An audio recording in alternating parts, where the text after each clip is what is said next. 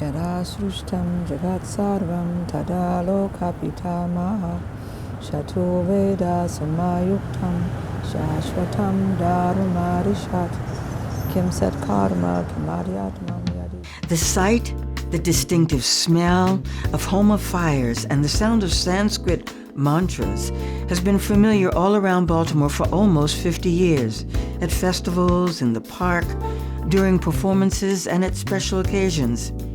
You may have seen people sitting quietly, each in front of a small fire on a porch or on a deck in the backyard. Thousands of children have been introduced to it in a school assembly or in their classrooms as they learn the art of keeping still. But as commonplace as it has become, now might be a very good time to properly introduce the primary home of fire, Agnihotra, which is the basis or the foundation for all the others. Agnihotra is an atmospheric purification process. It's done at sunrise and sunset. You burn certain materials and you say a Vedic mantra. So, sunrise and sunset is the central biorhythm for this planet. You know, talk about moon cycles and sun cycles and all of that, but the one that affects us most is sunrise and sunset.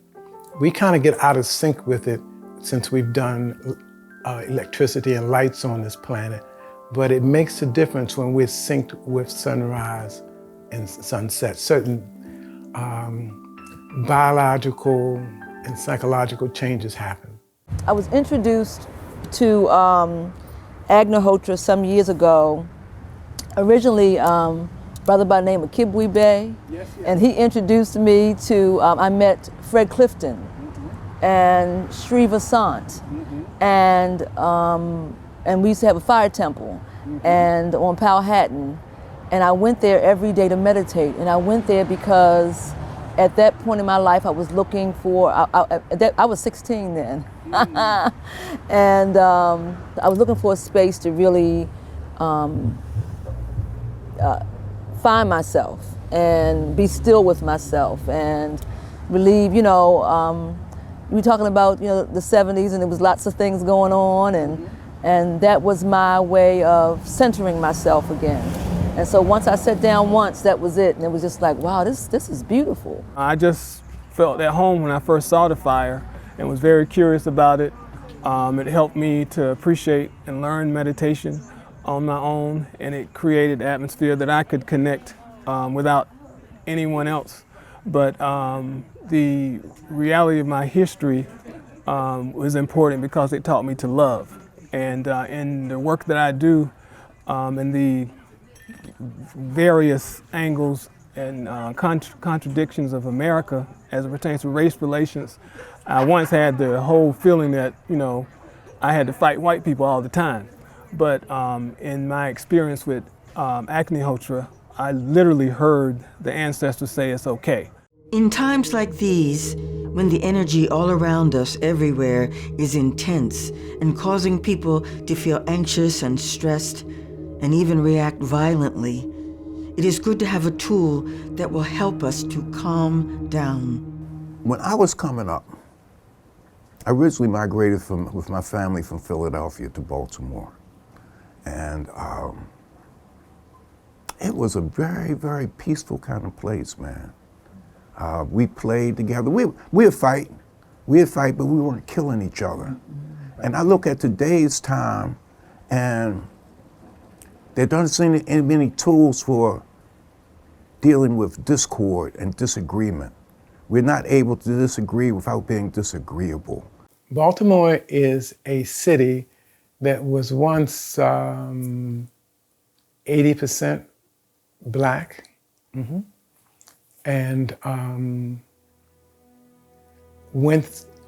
has gone through all of the discrimination, structural racism that most black populations in the US have gone through, if not the world.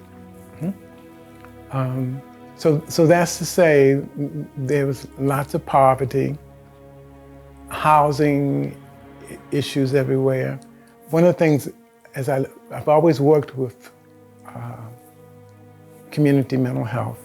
As I move around, one of the things that bothers me at my heart is how little resources are around for young people now. Like when we came up, there were organized baseball and football and tennis and whatever, cadets and like that, recreation centers. And they have been so minimized. So the kids, they find other recreation, on their own. Young people, particularly the day and time we're living in now, they're living under a lot of stress. They're stressed from TV, the social media, now more than ever, witnessing murders on TV, the post-traumatic stress of racism and from slavery for particularly African American people here in Baltimore and all over the country. We are still living under that stress and we don't even know it.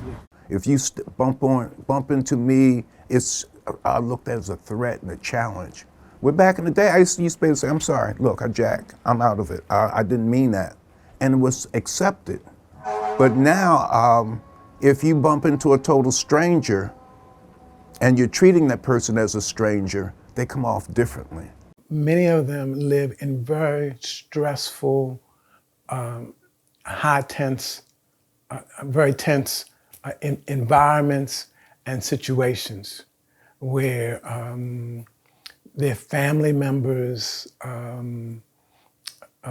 may not be in shape to take care of them, emotionally, financially, literally.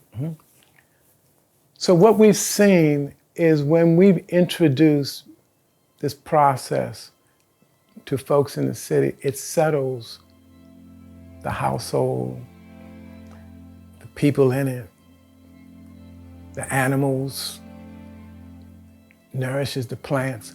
All the living beings in there seem to settle. It just is a shift to love. It honors the two most significant things, I think, to the human body, which is your breath, and it honors the most significant thing to our planet, which is the sun. And so I think that once in your mind you see the power of that shift allows you the motivation to do most anything. I love doing it in the evening because it helps settle everything as the sun is going down, settle my mind, settle my state of being, settle just the day, good and bad, and then find moments of gratitude while I'm doing it. Being grateful for all that I've gone through, to learn from whatever was negative and to incorporate more of what was good. It is something when the young people finish, they're like, man, this thing was cool. I remember my son, both of my children were younger. They would bring their teenage friends over, and they would all sit down and do Agnihotra. We do Agnihotra, like when instead of partying or before they go out to party, when New Year's comes, they'll all come and meditate at midnight. We're doing a yatna, and they look forward to it because that's their time to focus, find their peace, and it doesn't matter what religion you are, what your social economic background is. Everybody can sit and find this peace because everybody wants peace. I was blessed to run into Agnihotra very, very early. It might have been in the 70s, Druid Hill Park, and some folks invited me to come to a fire temple up on Powhatan. And I went there and I was amazed. So we're in Northwest Baltimore, right up the street from Hilton Parkway where the reservoir is, and this is Powhatan Street.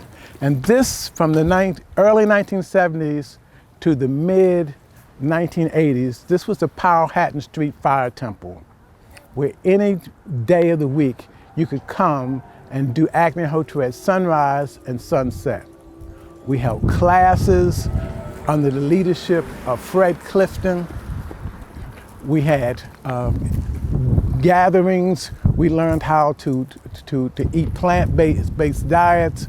We learned mindfulness and meditation. We learned service, and we took care of each other. And we took care of each other. They had yoga classes, they had meditation classes, but every morning we would do Agnihotra at sunrise, and every evening Agnihotra at sunset.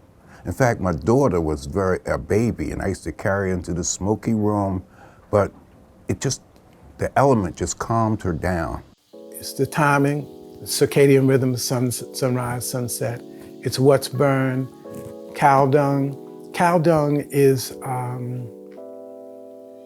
comes from a cow, and the cow is one of the few animals on the planet that has 4 stomachs. And cow dung has been used for centuries all over the planet for different healing processes. For instance, what I observed myself in villages in Africa, they would use it on huts to put on the outside of huts to keep insects out. I've heard about in places like in Europe, they used to have what they call the cow shed treatment. So if somebody had tuberculosis, they put them in a shed with a cow, let them breathe that same cow's breath, like that.